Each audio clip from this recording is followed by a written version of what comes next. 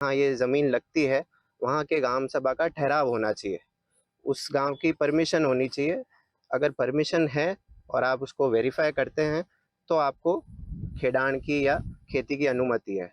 तो इस केस में ऐसा है कि जो उमरपाड़ा जिला के लोग हैं और पर्टिकुलरली ये जो यहाँ के गांव लगते हैं, वहाँ के गांव वालों का हमारे पास अर्जी आया है कि हमने ऐसा कोई ठहराव नहीं दिया है जिसमें ये मेंशन किया हुआ है कि सागबारा के लोग उमरपाड़ा के गांव की ज़मीन पे आके खेडान कर सकते हैं।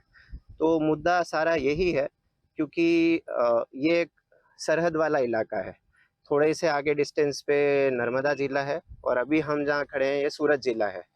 तो ये भी आदिवासी विस्तार है, वो भी आदिवासी विस्तार है और हम जो आदिवासी एक्ट है, ये एफआरए एक्ट, उसके मुताबिक हम लोग काम कर रहे हैं और एक्ट के जो प्रोविजंस है उसके मुताबिक हमारा कार्यवाही चल रही है। हाथ जोड़ीने કે ભાઈ આ જંગલની જમીન જે છે સાગબારાના લોકો પાસેથી ઝૂંટવી લઈ તો એ પાછા ઉમરપાડાને તો મળવાની જ નથી, આદિવાસીને તો કોઈને મળવાની જ નથી। જંગલ ખાતું એને પ્લાન્ટેશન કરવાનું છે અને 2 વર્ષ પછી ઉમરપાડાનો વારો આવશે આવો તો આદિવાસીઓને ડરાવી ધમકાવીને પટાવી ફોસલીને આદિવાસીઓમાં ભાગલા પડાવી અને જંગલની જમીન હડપ કરવા માંગે છે ફોરેસ્ટ વિભાગ। એની સાથે અમને સખત નારાજગી છે। સાહેબ છેલ્લા 25 દિવસથી આ મુદ્દો ચાલી રહ્યો છે, અનેક વાર તમે રજૂઆતો કરી સરકારમાં, તમારી સરકાર છે ભાજપની સરકાર, ભાજપના નેતાઓ નથી માનતા, શું કે? જો 25 દિવસનો પ્રશ્ન નથી, છેલ્લા 2 વર્ષથી અમે રજૂઆત કરી છે। અગાઉ મુકેશ પટેલ વન મંત્રી હતા ત્યારે પણ આ ખેડૂતો સાથે નહીં, આ વિસ્તારના આગેવાનો સાથે અમે રજૂઆત કરી છે અને સતત પ્રયત્નો અમે ખેડૂતોની સાથે છે। અને ત્યાર પછી મંત્રીમંડળ બન્યા પછી નવા મંત્રી અર્જુનભાઈ મોડોડિયાની આખી ટીમ સાથે પ્રવીણભાઈ માળિયા બધા સાથે બેઠા છે, ટ્રાઇબલ મંત્રી નરેશ પટેલ સાથે પણ બધા મિટિંગ કરી છે। જેટલા જે અમારી પાસે જે આધાર પુરાવા છે બધા જ પુરાવા પણ એમને આપ્યા છે।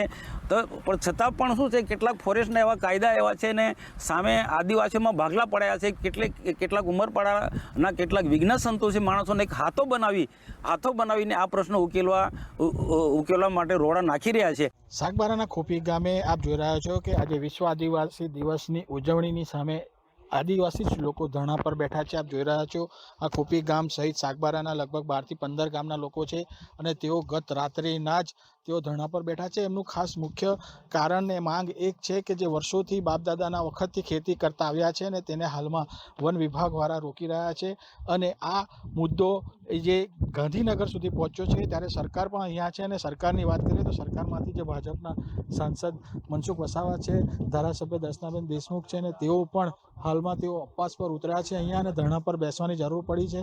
ત્યારે આમ ચોક્કસ કહી શકાય કે આજે સરકારમાંથી આવનારા જે સાંસદ અને ધારાસભ્ય પણ તેઓ અહીંયા જો ઉપવાસ પર ઉતર્યા છે ત્યારે આ ગંભીર મુદ્દો કેટલો છે અને લોકોની વ્યથા કેવી છે, તો આપણે લોકો સાથે વાત કરીએ અને અહીંના ખોપી ગામના ખેડૂત છે કે શું પ્રશ્ન છે ને તમારી શું માંગ છે?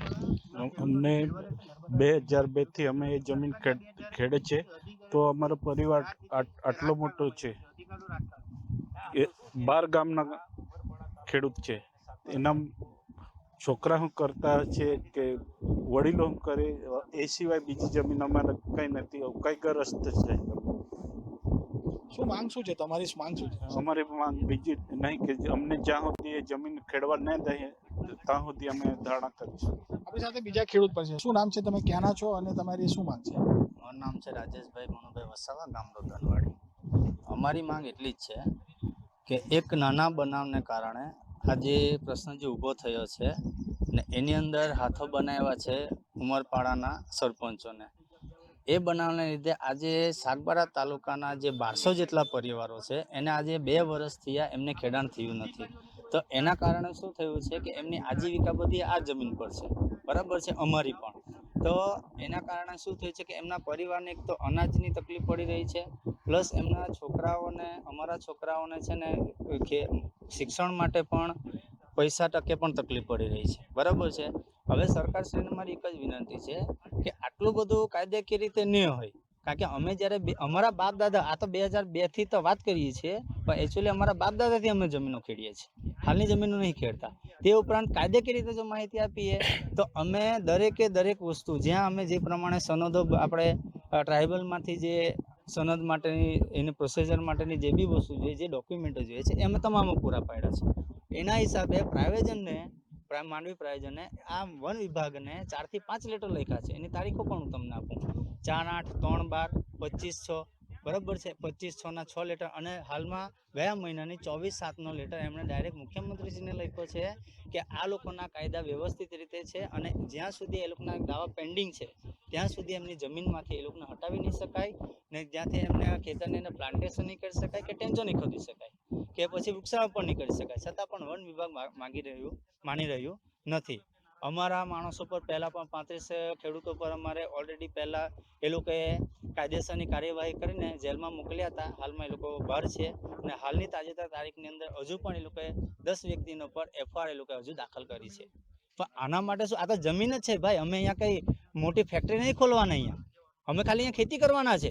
અમારો ખાલી એક જ કામ છે, અહીંયા ખાલી ખેતી કરવી છે. અહીંયા અમે ફેક્ટરીઓ ખોલીને કે પછી વિદેશોમાં જઈને અમારા બૈરી છોકરા નહીં ભણાવવાના. અમે અહીંયા ખેતી જ કરવાના છે અને અમે ખેડૂતો છે. અગર અમે ખેડૂતો ખેતી નહીં કરીએ તો તમે શું ઘાસચારો ખાવાના છે? આ બધું કે આ ઝાડવા ખાશો? આ બધા આ વન વિભાગ પણ ઝાડવા ખાય છે કે જ્યારે ત્યારે? બરાબર છે. એટલે વધારે ગુસ્સામાં આવી જવાય એવું છે. પણ આ વસ્તુ ખોટું થઈ રહ્યું છે એટલે આ નહીં ચાલે અને અમને ખેતી કરવા દો. અને જો આ સમય છે, હજુ ધારણા પર બેઠા છીએ અમે, સમય ચાલશે, જોઈશું ક્યાં સુધી અમારી સહનશક્તિ છે ત્યાં સુધી અમે જોઈશું. બાકીનું પછી અમે કારણ આગળ શું થઈ જશે એ તો ભગવાન જ જાણે. આપ જોઈ રહ્યા છો કે પ્રત્યેક ખેડૂતના મોઢા પર આજે ગુસ્સો છે, રોષ છે. એની પાછળનું કારણ છે સરકારની પણ બેધારી નીતિ છે અને વન વિભાગના અધિકારીઓની પણ બેધારી નીતિ છે. ઉમરપાડાના ખેડૂતોને તેઓ આજે જમીન ખેડવા દે છે અને નર્મદાના સાગબારાના તાલુકાના ખેડૂતોને ખેડવા દેવામાં આવતા નથી. તો આ બાબતની નીતિને લઈને હાલમાં સરકાર જો આ મનસુખભાઈ વસાવા અને દર્શનાબેન દેશમુખની આ લડતને ન્યાય આપે અને આ લોકોને ખેડાણનો હક આપી દે તો આ એક મોટી વોટ બેંક પણ છે કે જે સરકાર પક્ષે છે. તો આવનારી ચૂંટણીમાં એમને પણ ફાયદો થશે. પ્રવીણ પટવા.